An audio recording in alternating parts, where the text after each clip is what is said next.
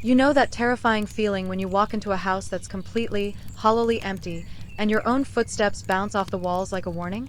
My dad spent 6 nights a week parked at Barstool 4 of Marty's Tavern. We thought he was working.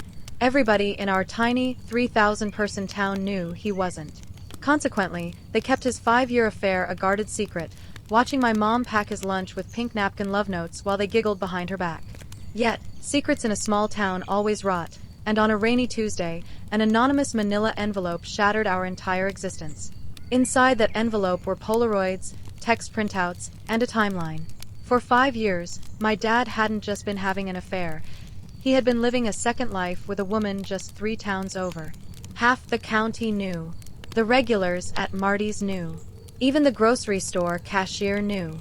They all watched my mother smile, wave, and ask about their families, knowing she was the only fool kept in the dark. I was home from community college when Mom opened that envelope. I watched the color drain from her face so fast she looked like a marble statue. She didn't scream, and she didn't cry right away.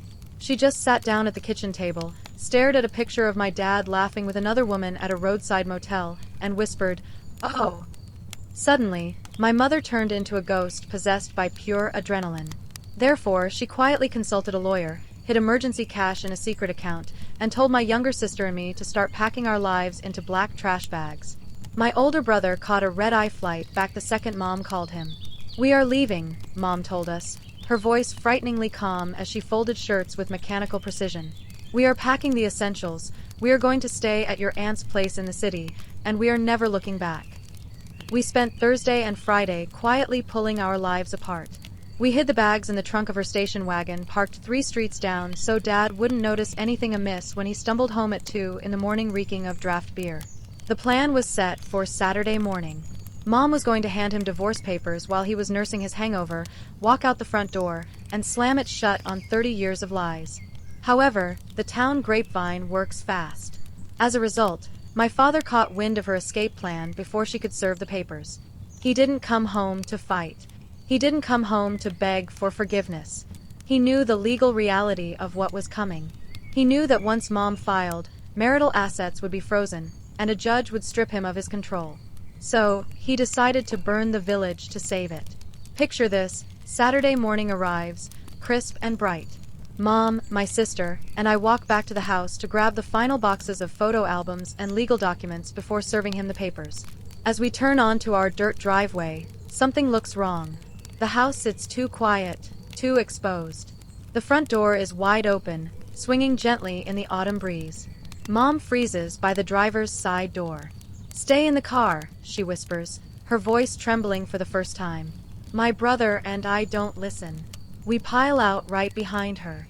Consequently, we step inside to a brutal shock. The house hasn't just been robbed, it has been systematically, ruthlessly gutted. The 65-inch flat-screen television my brother and I spent 2 summers working landscaping jobs to buy Mom for her 50th birthday? Gone. The high-end kitchen appliances Mom saved for years to purchase? Ripped out. The living room sofa, the dining room table, the washer and dryer, and every single piece of electronic equipment in the house, down to the microwave and the toaster, vanished. He hadn't stopped at furniture. He had ripped the copper pipes out from under the kitchen sink, leaving a jagged, leaking stump. He took the lawnmower from the garage. He even took the framed family portraits off the walls, leaving pale, rectangular outlines on the faded floral wallpaper where happiness used to hang.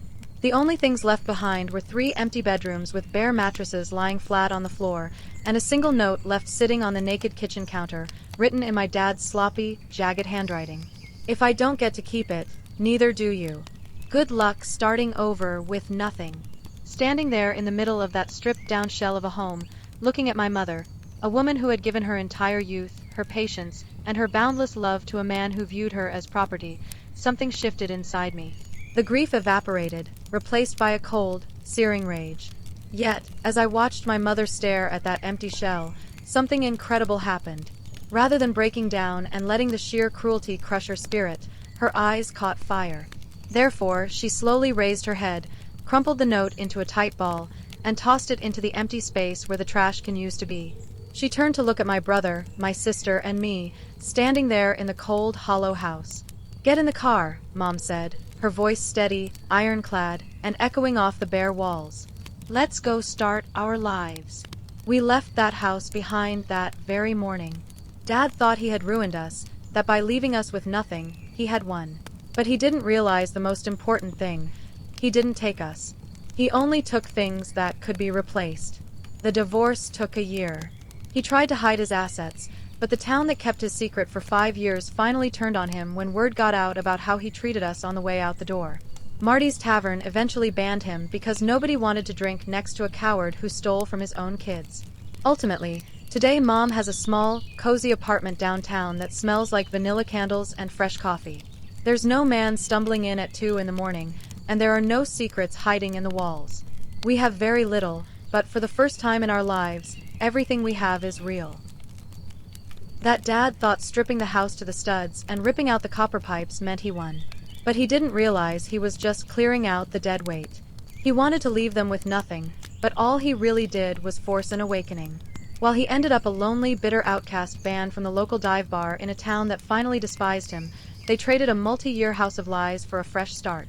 Sometimes, losing every single thing you own is the only way to realize what you're actually made of. What would you have done if you walked into that empty house? Let me know in the comments, and I'll see you in the next one.